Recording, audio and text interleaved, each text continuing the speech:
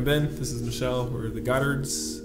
We are from America. We've lived in China since February 2007. We have 26 children, 14 boys and 12 girls.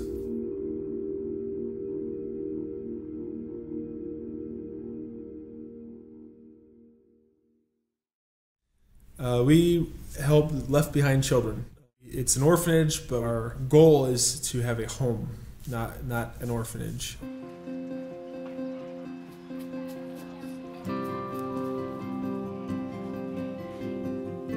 When we first started to open the orphanage, we talked to the government and asked them, did they know about any orphans? And they said, yeah, there's 1,000 orphans in this city.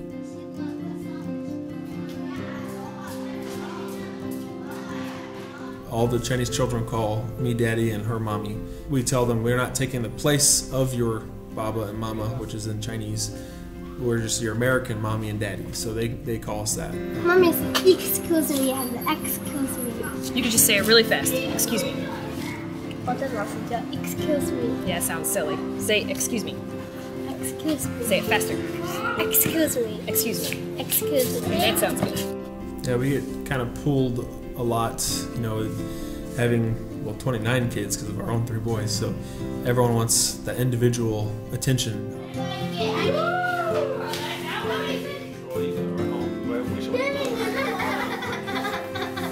This was a lot easier to do when they were smaller. All of our children have family members. One boy's name is Frank. His aunt came and said if we didn't take him, she was going to throw him on the road. And she lives 8 hours. She's dropped him off a year and a half ago and has never been back. He cannot be adopted because she is alive. So if any kid has any living relative, they cannot be adopted, so they're left behind, and that's what we specialize in. Having young boys was very good timing for us to be able to help a lot of young children because we were young and had a lot of energy, and our boys would be able to adapt. When we started, all the children we got were between the ages of our youngest son and our oldest son. So our 3 sons are right in the same ages as all of our children, so that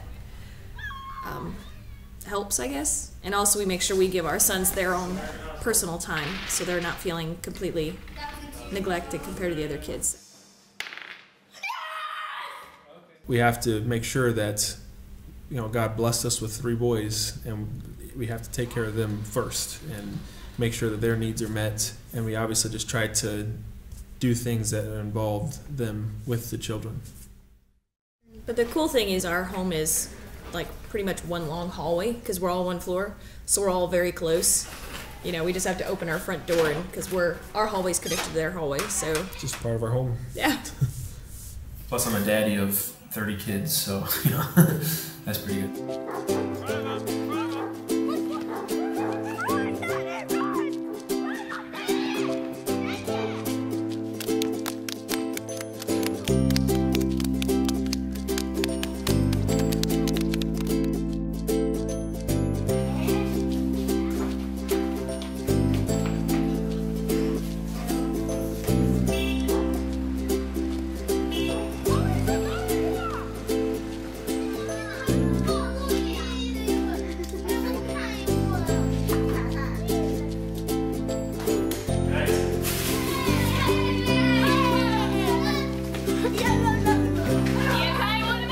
Downsides?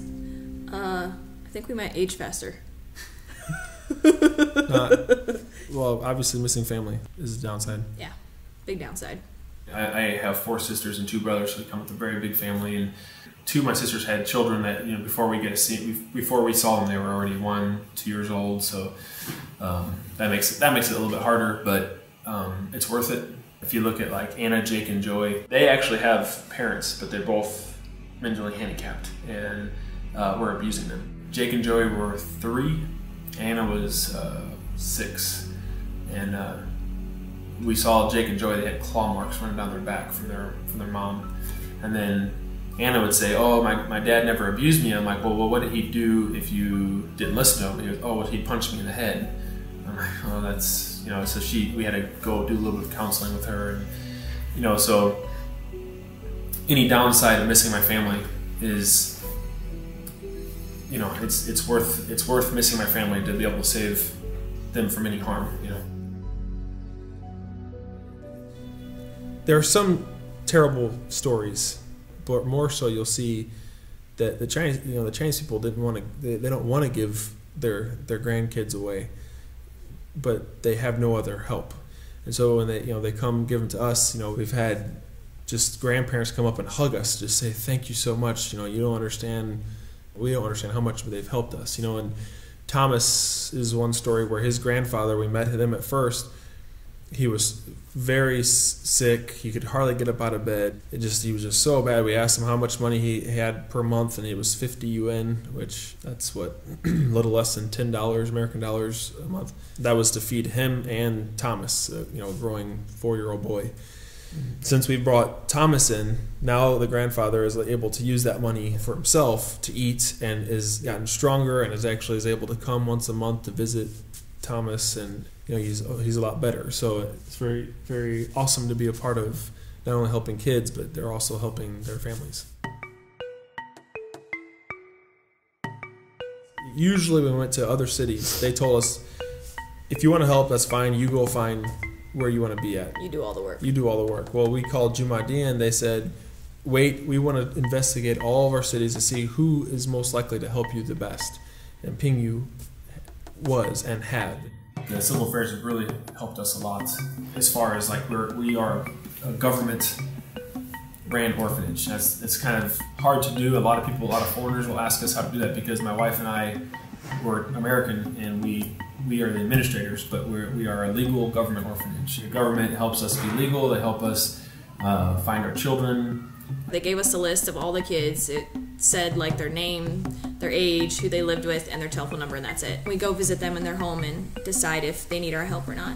And that's how our first group of kids came here. Since then, we've had people just show up at our gate and be like, hey, we've heard of this orphan. He lives with this really old grandfather, and they really need your help. Those people who come to our gate truly have no help.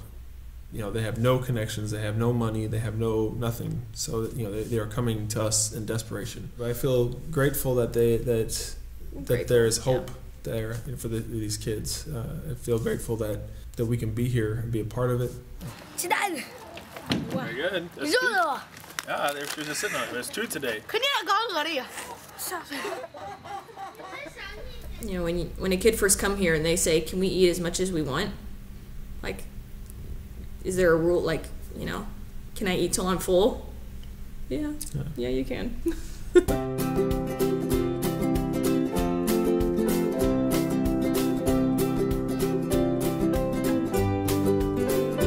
In America, we're very privileged. We've driven in cars, we've gone on roller coasters, you've had a huge fudge sundae and all these things. We'll take in these kids that haven't had any of that.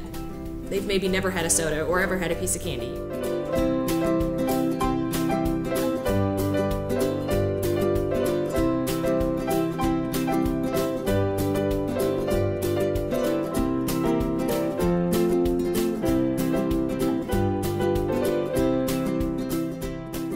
Anna, Jake, and Joey, they'd never been in a car before, and all 3 of them were just so excited and scared at the same time. And the whole time I'm in the car just laughing, because their faces, I almost wanted to cry at the same time, because they were so scared, but they were so excited.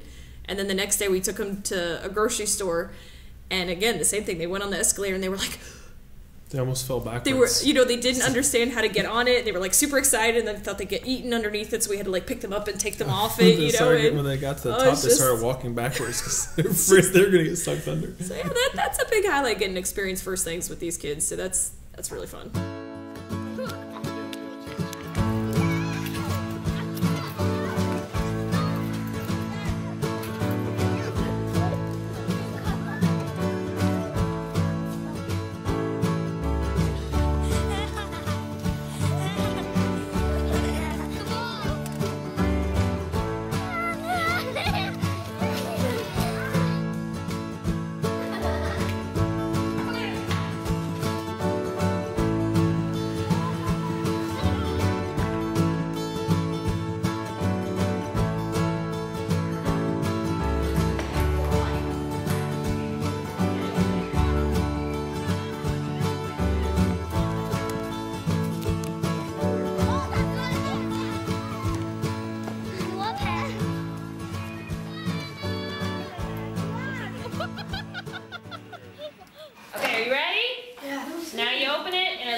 so pretty.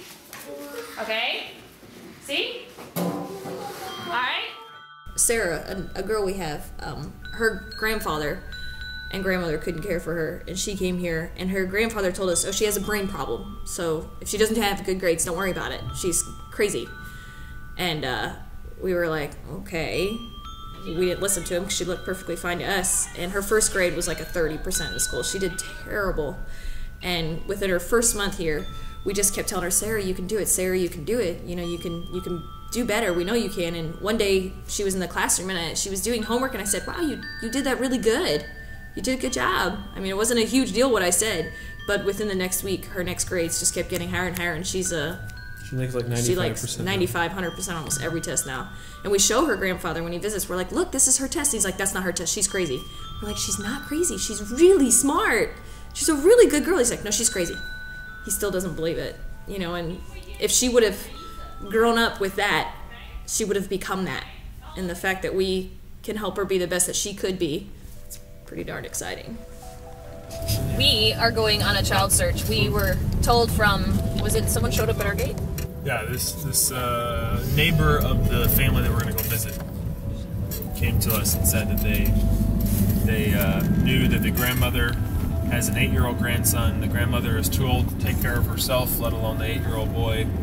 He's not been in school yet, and he almost burned their house down trying to cook food for them. So he's not a naughty boy, he was trying to help his grandmother. Our goal really here is not to take the child away, it's to encourage the family to see if there's other help.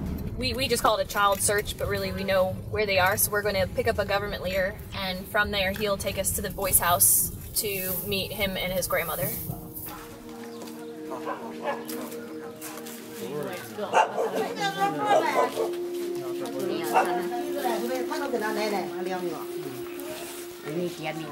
First of all, yeah, she's not going to understand me speaking, and we understand that, so she needs to listen to you speak. 我们就是想帮助你，但是我们得先这样帮助你。这要远，我是家人，俺呢，是俺妈。那个户口在哪儿呢？他的户口本里。 你们那是，我没满月，他娘他妈就死了。儿子在这儿啊，在这儿。Okay, so I ask a couple questions. Have you ever been sick? 然后那就这样，问你几个问题好不好？然后你以前生过病吗？哪个里？多少岁来的？哪个里？没有。Not one time. 一次也没有吗？没有，长这么大一可重没有长那么大，没什么病。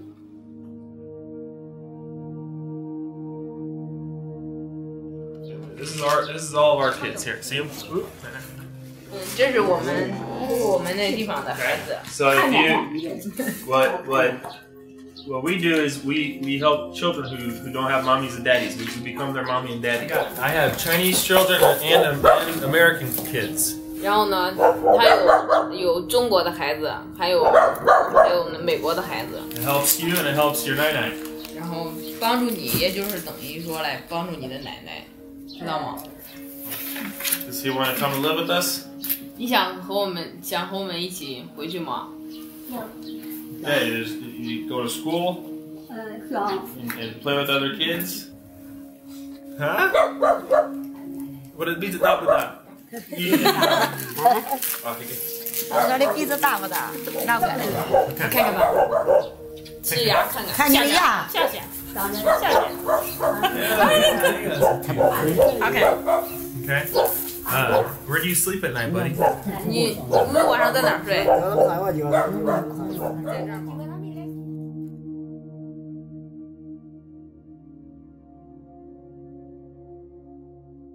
A typical house, this is their living room.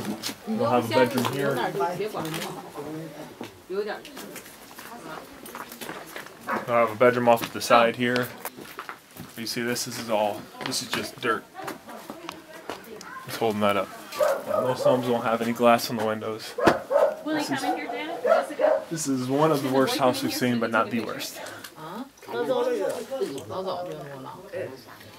Who takes you to school?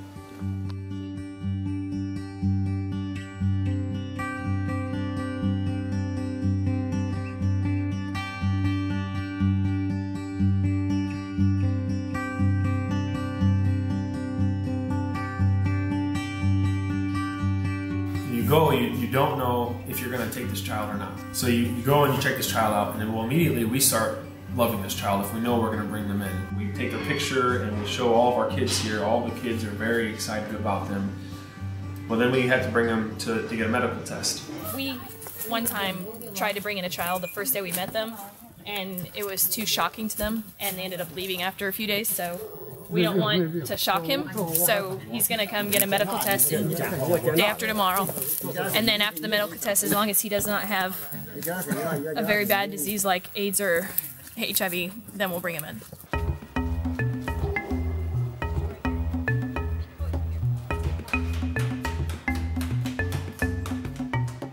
Becca and Erin, about a week after arriving, she came down with the mumps, and she had been bounced from house to house to house.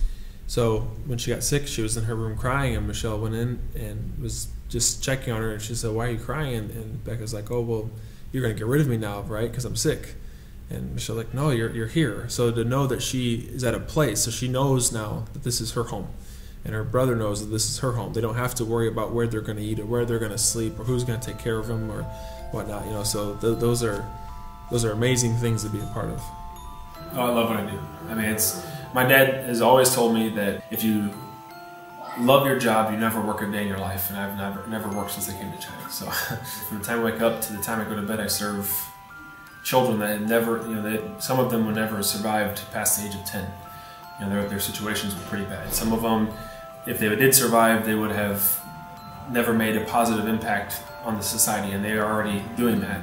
You know, to think that, you know, this is our job, being here, playing every day, and, you know, if I could color for 5 hours every Saturday, that would be my great job. You know, it's just, I make cookies, and I'm loved. What, are you just wanting to be held? Yeah. We could totally start making cookies now. For Christmas, they all get to make their own batch of cookies. So we've only so far made 4 batches, so I have 25 to go. We eat lots of cookies at Christmas. Now that it's Christmas, we'll be having our annual talent show Christmas party, because in China you have to have a talent show when you do anything. Some will be doing a drama, some will be singing, some will be dancing. Ben and I will dance. It's going to be awesome. Look on YouTube. It's going to be epic. It'll be on YouTube. So we've always made our meal at home every year, but now that our family's getting really big, we might go out to a restaurant this year and have a big meal, and then come back, have the talent show, and then Cai Li Wu, which means open all the presents.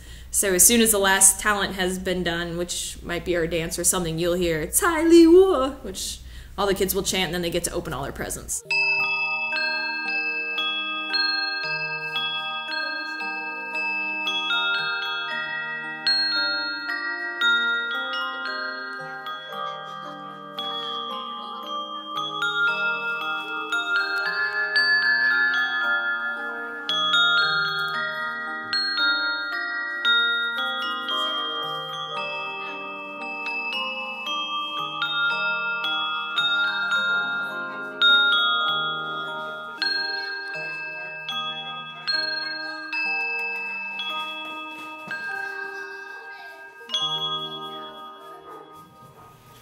Do you think you'll be here forever? I hope so. I just asked the government to sign a 50-year contract with me, and they laughed at me. So they said they can't sign that long of a year. You know, we've taken these kids who parents have run away, or mom has run away, or parents have both died, or, you know, their aunt just doesn't want them. You know, for us to say in 5 years, okay, we're going back to America, somebody else is going to come take care of you, it just, they need to have that stability. seems harsh. We kind of just hope for the best for all of them. You know, it'd be amazing if they could all go to college, just because to get a good job in China, you have to go to college. There may be some kids that can't because they're not that good at taking tests, they're not really good at school. Then in that case, they'll go to maybe like a vocational high school. Really just hoping that they'll succeed as much as possible and have a lot of opportunities. It's kind of cool is that my oldest son has already told me that he's going to take over for us when we're older. So he's already planning for our retirement. Our hope is this will last for as long as it's needed. Now, which it's kind of a dumb thing to hope that you need this orphanage here for a long time, but you know, as long as the need is here, we hope that it will be here. The home will be here.